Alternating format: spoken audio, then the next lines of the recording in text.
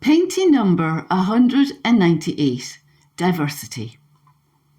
Hello, happy believers. We read in 2 Corinthians chapter 12, verse 9. He said to me, Paul, my grace is sufficient for you.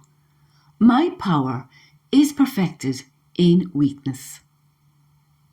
Before this verse, in 2 Corinthians chapter 12, verses 1 to 7, Paul is telling of visions and revelations that the Lord had given to him.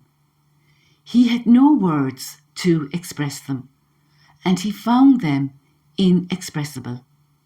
Paul wanted to boast about their content. This is very common among the saints, where they equally find it very difficult to explain what they see in their visions. It's as though there are no words available to them to explain the magnitude of the revelations and visions. Also, when Saint Faustina was trying to explain to the artist what Jesus looked like, it was again inexpressible, and she cried when she first saw the finished painting, as it did not capture Jesus' beauty in totality as she saw him. Then we continue in 2 Corinthians chapter 12, verses 7 to 10, with Paul saying, So, to keep me from becoming conceited, I was given a thorn in my flesh, a messenger of Satan to torment me. 3 times I pleaded with the Lord to take it away from me. But he said to me, My grace is sufficient for you, for my power is perfected in weakness. Therefore, I will boast all the more gladly in my weaknesses, so that the power of Christ may rest on me. That is why, for the sake of Christ, I delight in weaknesses, in insults, in hardships, in persecutions, in difficulties. For when I am weak, then I am strong. Reflection.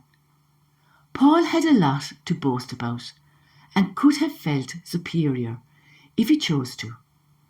But to stop Paul from having an excessively high opinion of himself, his abilities, and becoming arrogant, he was given a thorn in his flesh. Other Bible translations say a thorn in his side. Instinctively, we can imagine the pain, even though it does not say whether it is a physical, emotional, or spiritual hardship. Paul said, a messenger of Satan to torment me. This reminds me of 1 Peter chapter 5, verses 8 to 10. Be sober-minded, be watchful. Your adversary, the devil, prowls around like a roaring lion, seeking someone to devour. Resist him, firm in your faith, knowing that the same kinds of suffering are being experienced by your brotherhood throughout the world. And after you have suffered a little while, the God of all grace, who has called you to his eternal glory in Christ, will himself restore, confirm, strengthen, and establish you. Whatever this suffering was, Paul wanted it to be taken from him, and he knew Jesus could if he wanted to. But Jesus said, My grace is sufficient for you, for my power is perfected in weakness. In other words, this suffering would keep Paul grounded and dependent on Jesus. He would still suffer, but overcome it through Jesus' grace. It is only then that Paul would recognize Jesus' power working in him, as he knew this would not be possible by his own strength.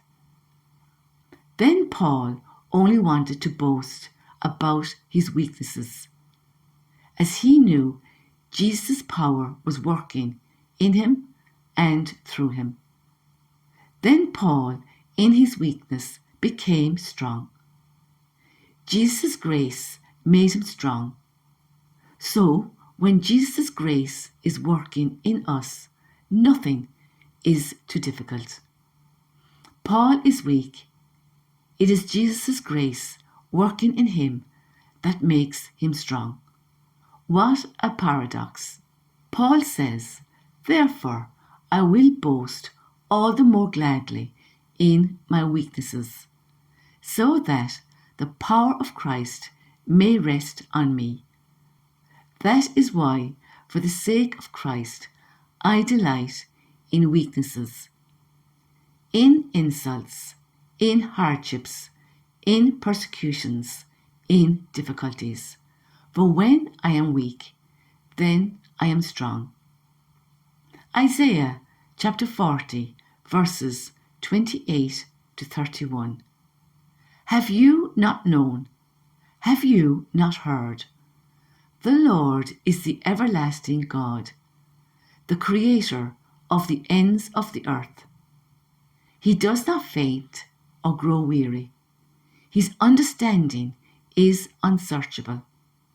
He gives power to the faint, and to him who has no might, he increases strength. Even youths shall faint and be weary, and young men shall fall exhausted. But they who wait for the Lord shall renew their strength. They shall mount up with eagle's wings. They shall run and not be weary. They shall walk and not faint. Philippians chapter 4, verse 13. I can do all things through Christ who strengthens me. Matthew chapter 19, verse 26. But Jesus looked at them and said, "With men this is impossible, but with God all things are possible." Joshua chapter 1, verse 9. Have I not commanded you? Be strong and courageous. Do not be frightened, and do not be dismayed, for the Lord your God is with you wherever you go. Please like, subscribe and share so we can all live our wonderful Catholic faith together in all its richness.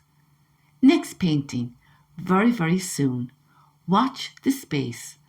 Until then, remember, the impossible is possible through grace.